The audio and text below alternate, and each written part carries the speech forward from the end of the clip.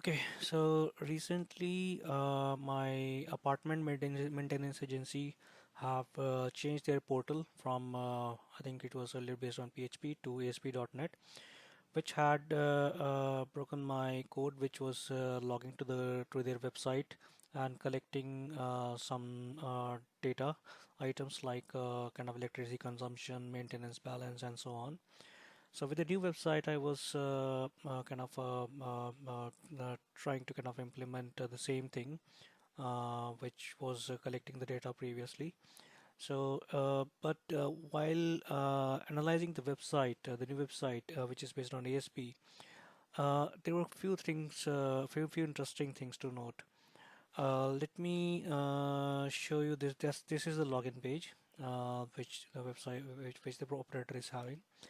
And if I go to the web developers tool, or maybe I'll just show you the source code first. So here you will see some kind of like strange field names starting with CX100. So to be very honest, I'm not an expert on ASP.NET, and this was like striking me. It's having dollars, so I thought that this is some variable or something like that. But then I asked one of my friends that what is it, what is it? So he told me these are like simple kind of like field names like the previous one in PHP, so I can use them directly. So then I kind of again revisited the code, and in fact I rewrote the whole code actually using this Python request module. So I'll show you that what what this form actually takes in when you log in to this website on the next page. Maybe I'll open the developer tools first on that side. So let me do that. Toggle tools, yeah. So now I'll log into this page. Mm, okay, it logged in. And now if I go to this link, this is 200, which is good. Headers, and I'll now go to request directly. So in request, basically if you see, so it's having a couple of fields, last focus, event target. These are empty ones, we won't consider these. Then it has view state, okay, uh, view state generator having some random value again, event validation again, some random string, uh, the society name, okay, basically the site ID, my username, my password, and of course the login submit button value. Yeah. So normally in the previous kind of website, in PHP website, I was just passing these four items and it was working well.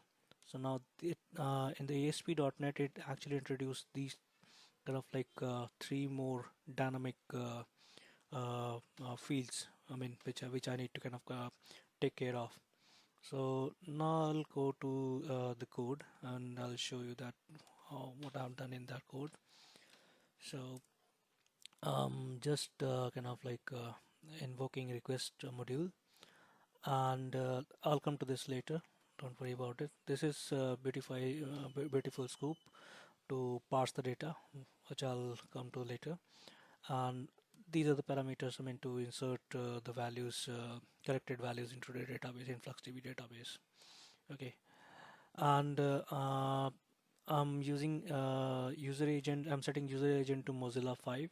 Okay, because sometimes some websites don't accept user agents as client requests or Python, something like that. So they look for actually a kind of a more genuine or legitimate user agent. Okay, and this is my login data. Uh, these are variables which I've shown you on the previous screens. So this is the one. If you see dollar main content, txt site ID and customer ID, password and button is login button basically. So now coming back to the same again the program. So this is like the static information which the form takes in. Now the first step is basically to get the login page URL, which is like normal, right? And then I have to basically fetch this these variables. I mean, basically these new fields: view state, visit state generator, and event validation, and dynamically populate that in the login data JSON. Yeah, so that's what it's doing here, is getting the values for these three dynamic fields, and appending it to the login JSON, login data JSON. Yeah, and again I'm firing I'm firing the complete login data and the same URL. Okay, this is the URL with along with the headers. Uh, yeah, and then kind of applying HTML parser to the returned content. Yeah, and here I'm kind of like if I show you the page, so let me just close this thing. So here you have meter ID and couple of like readings. Okay, and so I'm just kind of parsing uh, the returned web page to fetch these numbers. Yeah, so soup.find. Let me just show you the source of this, probably you'll understand it better. View source. So let me just quick meter ID first. For example, 1218. So 1218. So if you see, is setting the span ID main content label meter ID 1218. Okay. So if you come back to the code, here you will see I'm trying to find span ID. Okay, sorry, span, and then ID as main content label meter ID. Of course, I mean it's a single item list, so I'll just get the content 0 of it. Yeah. So span ID maintenance meter ID, and then maintain sorry label meter ID, and then this returns me the value of this thing, returns me the value of the this label. Yeah, similarly I'm just getting labels of I mean the values of other fields. Okay, now the last field is basically on this page is a string. If you see, this is a string. So this actually toggles between mains and DG, which is generator. Yeah, so in order to kind of convert that into number, I've just written a simple if else clause. So if it's mains, if it's on the kind of like grid supply, then the value will be 0 for this variable. Otherwise, it's set to 1. And next I'm kind of preparing InfluxDB database payload. PS data is my measurement, and these are the tags. Okay, up to this point, these are the tags. Okay, and then followed by the field values. Okay, field names. So again, this is being formatted like this, and cities, other things I'm just putting, I mean hard coding them. Probably later at some stage, if I get like more apartments or maybe more flats added to this thing, then I can just extend the code, right?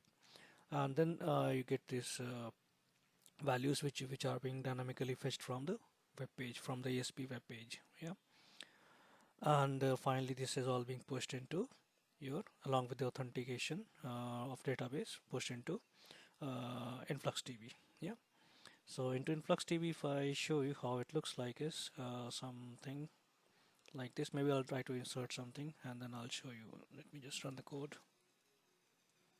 So PS data, wait for some time, and yeah, these are the values it has got. Yeah, and the same thing should appear into the database now.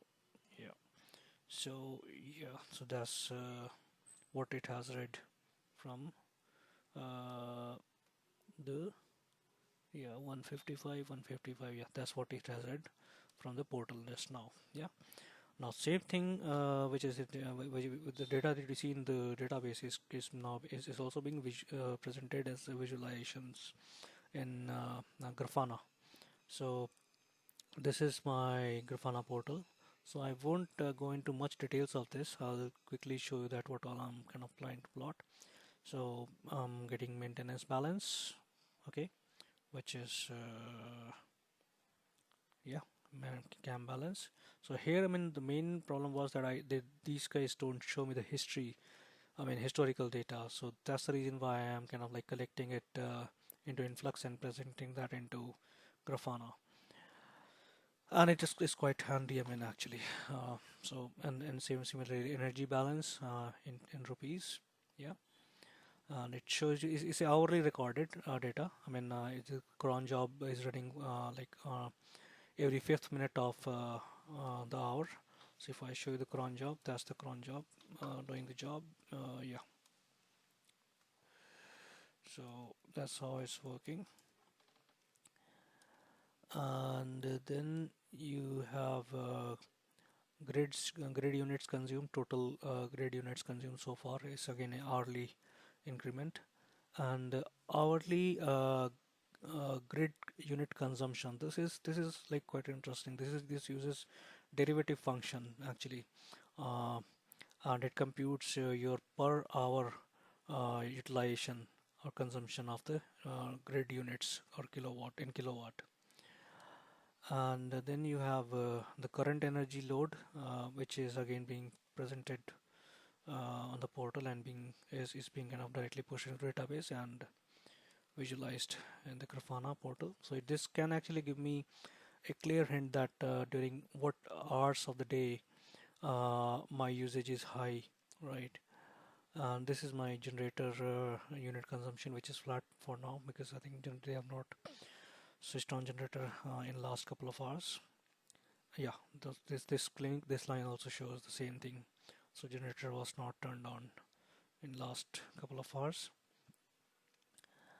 And I mean this hourly unit consumption is also of quite interest because uh, I mean this can actually show me that I mean during which time of the day my electricity utilization is at peak, right?